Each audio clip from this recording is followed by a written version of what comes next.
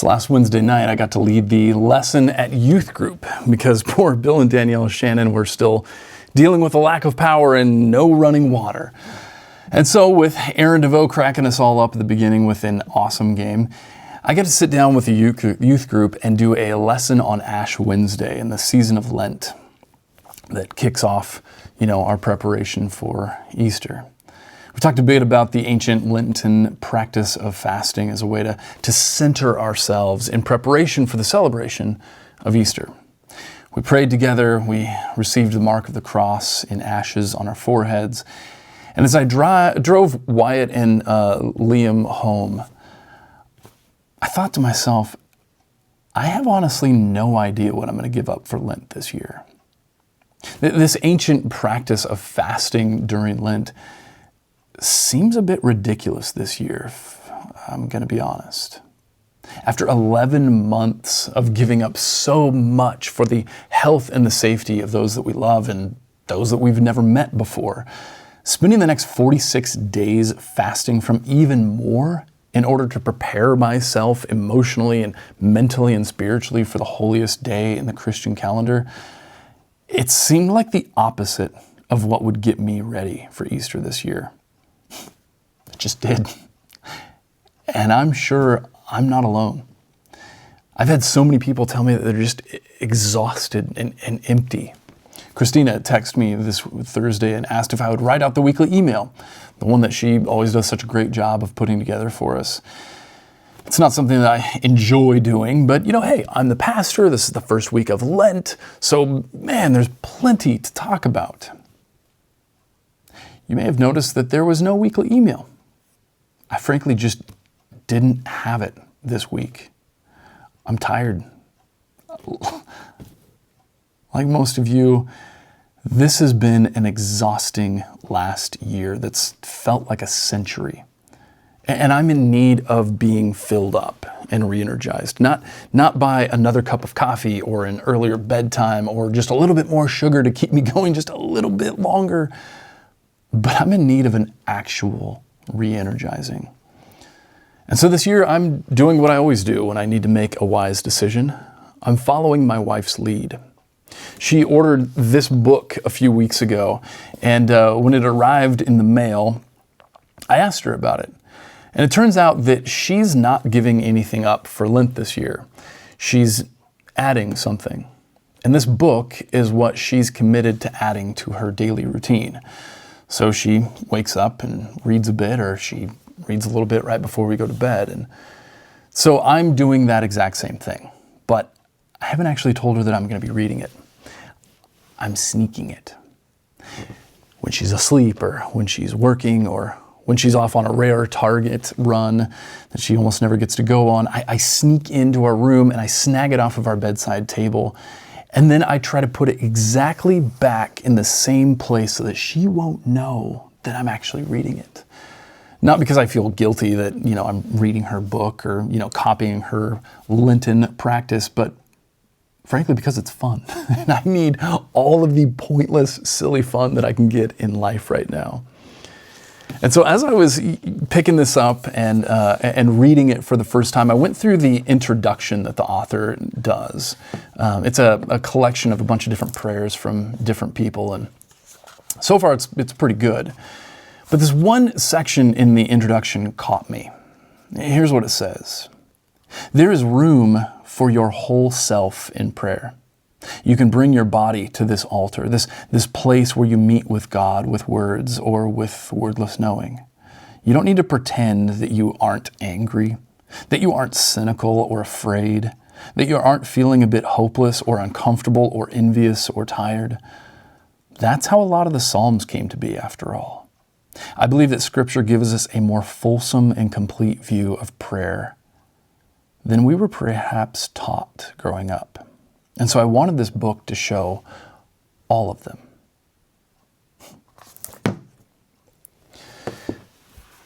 We're almost a year into a pandemic that I had hoped would end after a few weeks of everybody staying home. And this paragraph hit me. It hit home because I feel that And her mentioning of the origins of the Psalms was also quite timely. As tonight, we're going to be starting a deeper look at the Psalms, a book of the Bible that so many people have found to be inspirational and life-giving, but one that I have never connected with, ever. And for some reason, I was drawn to preach on the Psalms for a few weeks this year. Not looking forward to it, but I wanted to be faithful, even though I have honestly been dreading it for the last couple of months. And so I've been praying that God would show me what so many people seem to have already grasped about the Psalms, but I just didn't get. So I've been diving into this collection of prayers and poems and songs that were written by several authors over many, many years. Now, when most of us think about the Psalms, we usually think of King David, right? I mean, at least that's what I usually think. But in actuality, King David wrote less than half of the 150 Psalms that we have. And a third of them were written by unknown people, which makes it kind of hard, not impossible, but kind of hard to begin to understand these emotionally honest writings. And they are emotional and they are honest.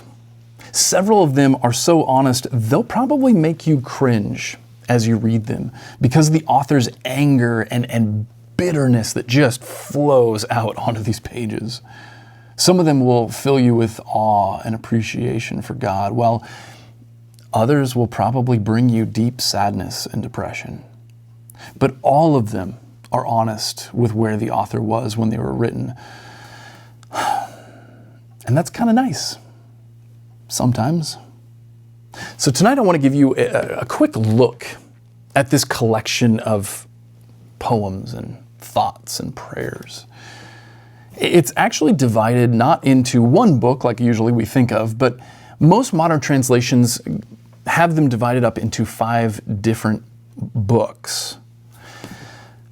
And that's kind of weird because I've honestly never noticed that before because I've never actually studied the Psalms. The first one of these 5 books is actually almost all King David's writings. If you open up your actual physical Bible, or maybe even your Bible app, you'll notice when you open up to Psalm chapter 1, or the first Psalm, at the very top there's a big heading that says Book 1. Mine says Book 1, Psalm 1 through 41. It's kind of interesting because the translators here have this title that breaks all of these Psalms up into 5 different sections. And you're going to see similar things in each of these Psalms, right?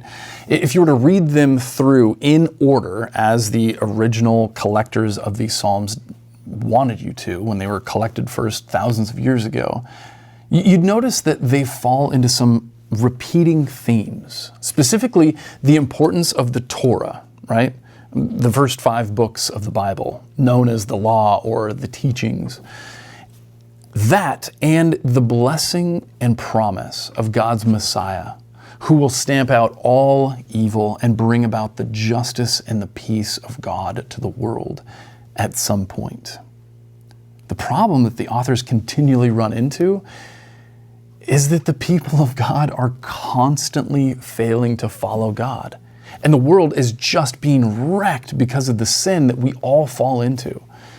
And so there's this blending of both agonizing lament and hopeful praise that intertwine throughout this entire collection of the Psalms that comes to a head in the very middle of this collection, in book 3 of these 5 different books, which was written during the destruction and the exile of the Hebrew people and their culture. There is deep-seated anger and pain that they express both towards their enemies that were just rocking them, and with God for not doing something about the evil that was surrounding them. You will read that famous refrain within these pages, "How long, O Lord?" And if you've ever experienced great pain or grief in your own life, or if you sat with somebody who has, you know where these authors are coming from. The depths of their anguish gets laid bare out on these pages for us to read. And it can be really helpful in the moments when we're walking through the same valley of death that they were, when we're feeling the same hopelessness that they were feeling. Because these laments are the appropriate response to the state of the world and what happens with the reality of sin when it hits the people that we care about, the people that we love. And over again, they ask God to do something about it. And they're not always answered like we want them to be. Often they're left in their own pain and misery. If you read through Psalm 88, which is written by the sons of Korah, whoever they were, it's just plain depressing and painful to read. And they get no answer to the despair that's being poured out before God. This can be a difficult book of the Bible to read. But as you work your way further through these 5 different books that make up the Psalms, what you'll start to see is the tide shift in the number of laments to the number of praises. This celebration as the authors look forward to the future and the promises of God that await them. These praises embody the joy and the celebration of the wonderful things that are found in their world. And they remember what God has done in their lives and in the lives of the people that they love. They thank God despite and often in the middle of those moments of pain and anxiety. Now, it's hard to pick out just one of the Psalms to start off this series with, but for me, I'm drawn to the 3rd Psalm. It was written by King David while he was fleeing from his son Absalom, which is a fascinating story that you should absolutely read for yourself this week. If you have some extra time, you can find it in 2 Samuel. It is a crazy one. This 3rd Psalm was written by David while his son Absalom was preparing to attack him, after he had just revolted from his father, usurped the throne, taken the kingdom from King David. And as David sat across the river Jordan from his son's army, he pours out his heart to God in this psalm. And I see in it so many of the emotions and the contradictions that you would expect from a father who's literally being hunted by the son that he loves so much. So I'm going to read to you the 3rd Psalm, written by King David. O Lord, I have so many enemies. So many are against me. So many are saying, God will never rescue him. But you, O Lord, are a shield around me. You are my glory, the one who holds my head high. I cried out to the Lord, and he answered me from his mountain. I lay down and slept, and yet I woke up in safety, for the Lord was watching over me. I'm not afraid of 10,000 enemies who surround me on every side. Arise, O Lord, rescue me, my God. Slap my enemies in the face, shatter the teeth of the wicked. Victory comes from you, O Lord. May you bless your people. Honesty and transparency. There are things that can be so hard for us to practice when we're in the middle of difficult times, like David was. Not only is it hard to be vulnerable with our friends and our family and the people that are closest with us, but it can be even difficult with ourselves. It can be difficult to be honest and transparent with God, to acknowledge that we're feeling crappy and why we are. To speak it and to not worry about what it may do to your reputation because you don't have it all together. There seems to be this huge barrier that we have built in our culture that doesn't allow us to be authentic when we are struggling without having to worry what it's going to do to how people are going to see us. Not only now, but in the future as well. It's almost impossible to show people who you are on your worst days, which usually come in the middle of your most difficult seasons in life, when you need to be as honest as possible in those moments. Because when you do open up about your failures or or you vent your frustrations, or if you're honest about where you're at with the wrong people, you can get branded for life. And it can be almost impossible to come back from that. Even as you grow and you mature in your faith and as a person, those moments of weakness can follow you no matter how far you've come. And that's awful. But it doesn't have to be that way. And I think this is why I haven't liked the Psalms. It's because I've read them, and I haven't liked what I've read. I haven't liked the rage and the ugliness that's found in these pages.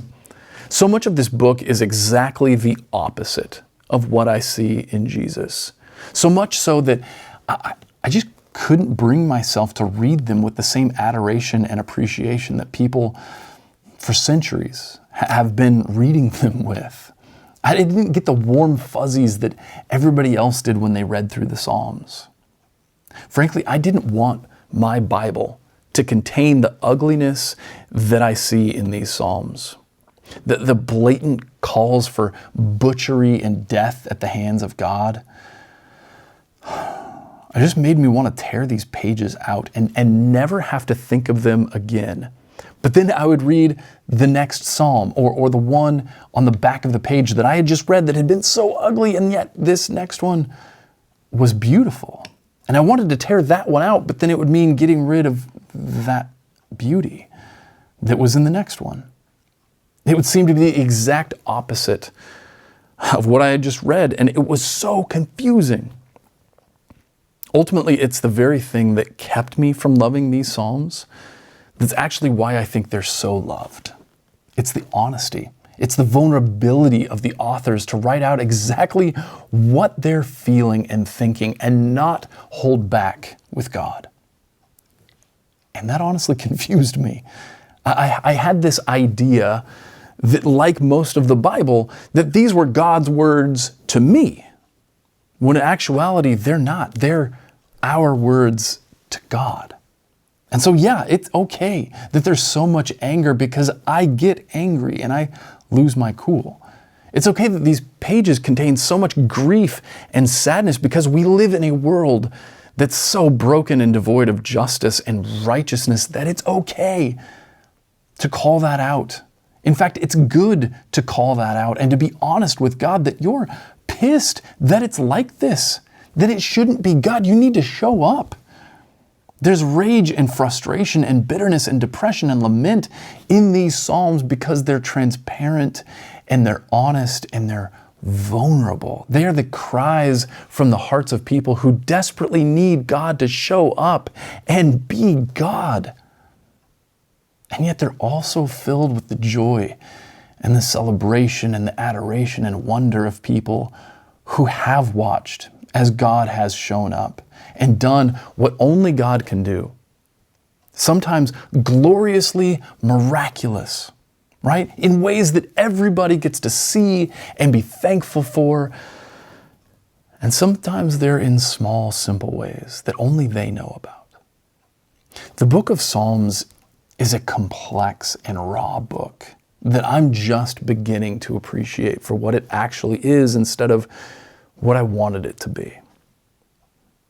And I'm excited about the next couple of weeks that I get to walk through this collection of prayers and poems and songs with you. So my challenge to you this week is to crack this thing open and read a couple of them each day. Maybe one when you wake up in the morning before you put on your slippers and go make that first cup of coffee. Maybe one while you're reading something during lunch. Instead of scrolling through Facebook, read a psalm. Maybe before you drift off to sleep at night. Read a psalm and see if what the people of God have been experiencing matches what you've been experiencing. I think you'll be pretty surprised by what you find, even if you've read through it before like I have. It's amazing that oftentimes the words of the people that came before us, that were meant for God, our words to God, work as a mirror and something that God can actually speak back to us through. So jump into the Psalms and see if God doesn't show you a mirror. And that He is a God who is worthy of your trust and admiration no matter what is going on in your life.